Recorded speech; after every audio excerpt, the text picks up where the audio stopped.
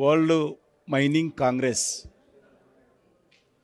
మన ఇండియా చాప్టర్కి సంబంధించినటువంటి సమావేశము ఈరోజు హైదరాబాద్లో జరుగుతుంది. ఈ సమావేశానికి దేశంలోని పిఎస్యూస్ కానీ పబ్లిక్ సెక్టార్ కంపెనీలో పనిచేస్తున్నటువంటి మైనింగ్ కంపెనీలు కానీ అదేవిధంగా ఇతర దేశాల్లో పనిచేస్తున్నటువంటి మైనింగ్ కంపెనీలు కానీ సుమారు 300 మంది ప్రతినిధులు ఈ యొక్క సమావేశంలో పాల్గొంటున్నారు. సుమారు 8 దేశాల నుంచి ప్రతినిధులు వచ్చారు. ముఖ్యంగా ఎవరైతే ఇండియన్ కమ్యూనిటీ విదేశాల్లో ఎక్కడైతే మైనింగ్ చేస్తూ ఉన్నారో వాళ్ళు ప్రధానంగా ఈ సమావేశానికి ఆహ్వానించడం జరిగింది. ఈ యొక్క సమావేశంలో ప్రధానమైనటువంటి ఎజెండా ఏదైతే మనం మైన్ బ్లాక్లలో మైనింగ్ అయిపోయిన తర్వాత అది కోల్ కావచ్చు, లేకపోతే లైమ్స్టోన్ కావచ్చు, ఐరన్ ఓర్ కావచ్చు, ఇతర మినరల్స్ కావచ్చు, అవన్నీ మనము మినరల్స్ అని తీసుకున్న తర్వాత ఈరోజు భారతదేశంలో సైంటిఫిక్ మెథడ్లో ఆ మైన్ క్లోజర్ యాక్టివిటీ చేయడం లేదు. దీని కారణంగా చాలా ప్రమాదాలు జరుగుతూ ఉన్నాయి, ఎన్వైర్మెంటల్ ఇష్యూస్ పెరుగుతూ ఉన్నాయి, భూమి సరిగా ఉపయోగపడడం లేదు. మైన్ అయిపోయిన తర్వాత దాన్ని చదును చేసి లెవెల్ చేసి దానిపైన గ్రీనరీ డెవలప్మెంట్ చేసి అక్కడ లోకల్ కమ్యూనిటీకి ఉపయోగపడే విధంగా చేయాలి. కొన్ని మైనింగ్స్లలో వాటర్ బాడీస్ డెవలప్ చేయాలి, ఈ రకంగా ఫిషరీస్ డెవలప్ చేయాలి.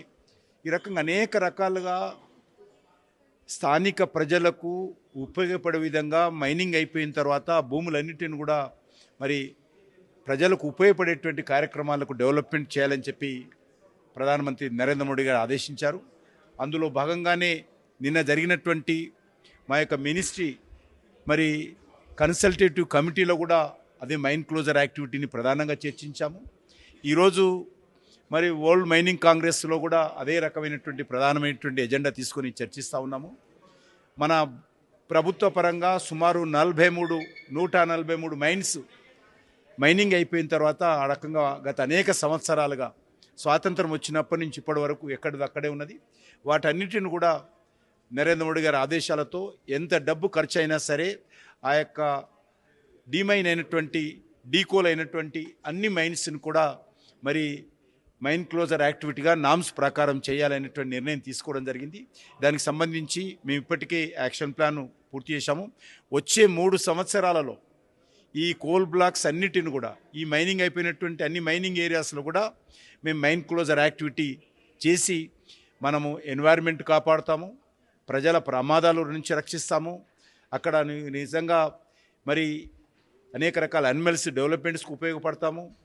నేచర్కు సంబంధించినటువంటి యాక్టివిటీ కూడా ప్రోత్సాహం చేయాలనేటువంటి దృక్పథంతో కార్యాచరణ ప్రణాళిక రూపొందిస్తున్నాము. దానికి సంబంధించే ఈరోజు చర్చ జరుగుతూ ఉంది. ఎందుకంటే మనకందరికీ తెలుసు 2015 నుంచి ఈరోజు ఒక ట్రాన్స్పరెన్సీ పద్ధతిలో పారదర్శకతో ఈ మైనింగ్ బ్లాక్స్ అలాట్మెంట్ చేస్తున్నాము. అంతకుముందు నచ్చిన వాళ్ళకు ఈ యొక్క కోల్ బ్లాక్స్ కానీ మైనింగ్ బ్లాక్స్ కానీ ఇచ్చి వాళ్ళ రకంగా పెద్ద ఎత్తున అవినీతికి పాల్పడేటువంటి పరిస్థితి ఉండేది.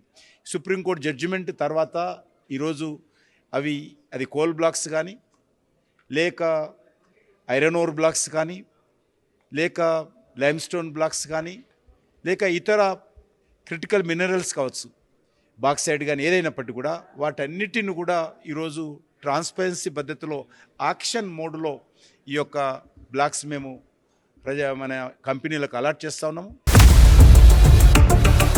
ఇండియా పాకిస్తాన్ తాజా అప్డేట్స్ కోసం డౌన్లోడ్ చేసుకోండి RTV లైవ్ యాప్.